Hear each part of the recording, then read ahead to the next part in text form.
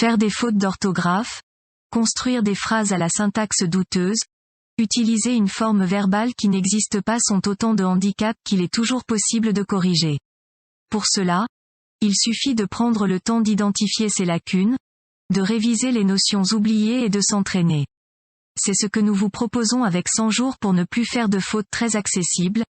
À raison d'une leçon par jour, vous parviendrez à vous exprimer dans une langue correcte tant à l'écrit qu'à l'oral.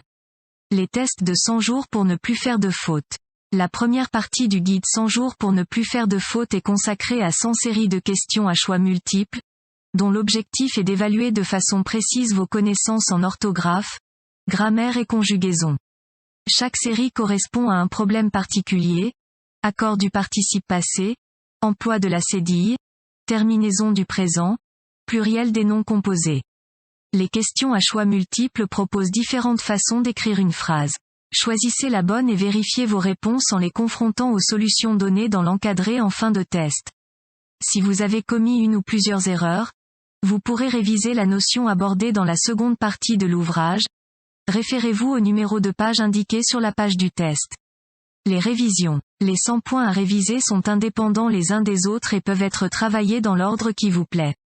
Des explications claires et précises, accompagnées d'exemples vivants reflétant l'usage courant du français, sont donnés pour chacun de ces points dans la rubrique Ce qu'il faut savoir. La lecture attentive de cette rubrique vous permettra de maîtriser rapidement le point étudié. Le paragraphe Pensez-y signale des erreurs fréquemment commises et donne les moyens d'éviter la faute. Vous pourrez ensuite faire les exercices proposés dans la rubrique Avez-vous tout compris? Toutes les solutions sont commentées.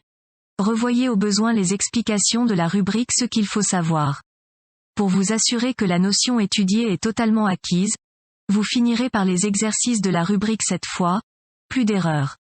Les encadrés. Les encadrés qui ponctuent l'ouvrage, sur un fond gris foncé, attirent votre attention sur un point précis qui est souvent source d'erreurs.